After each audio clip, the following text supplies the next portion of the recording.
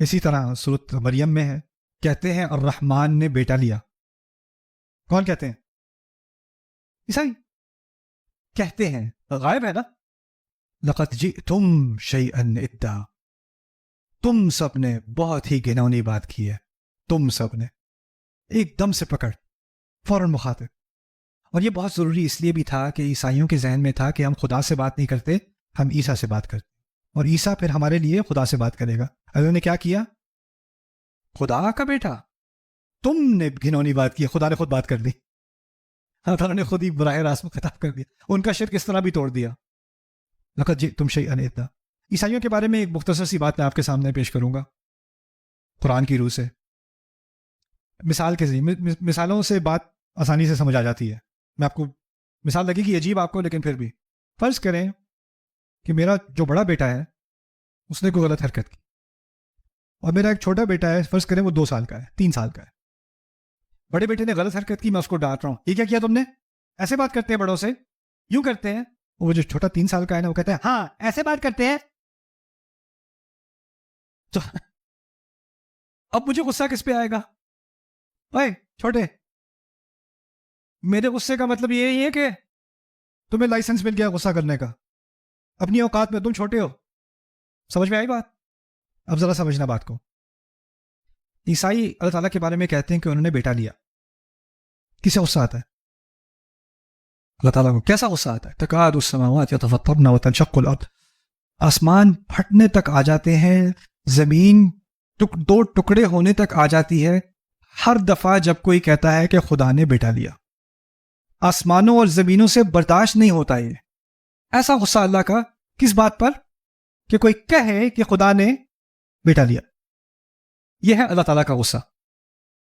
اور پھر ہمیں سوچنا چاہیے جو اللہ کا غصہ ہے، اگر اللہ کو کسی چیز پہ غصہ ہے تو ہمیں بھی اس پہ غصہ ہونا چاہیے. نہ نہ نہ، ہماری وہ اوقات نہیں ہے، وہ رب ہے. رب کا غصہ اپنی جگہ ہوتا ہے، آپ کی اوقات اپنی جگہ ہوتی ہے. میں نے بچے کی مثال دی تھی نا ابھی آپ کو.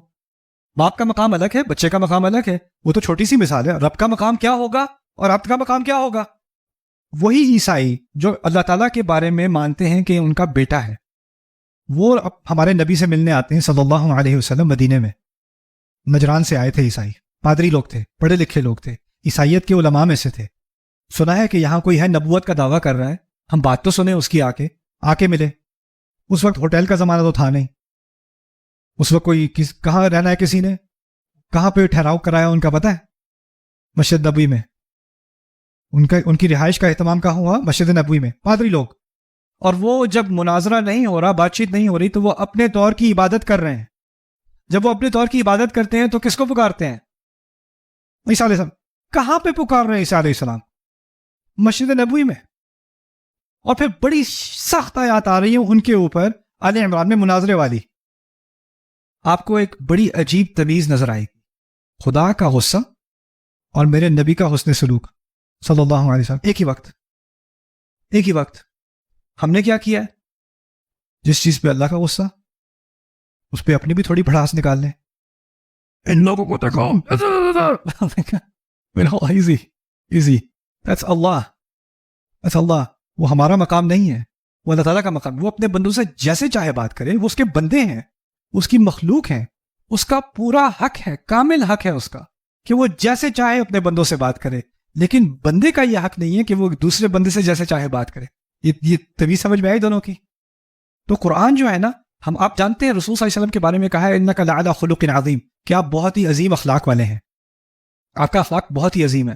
لیکن قرآن ان کی زبان سے نکل رہا ہے، یہ کیا ہلکی بات ہے یا بھاری بات ہے؟ بھاری بات ہے.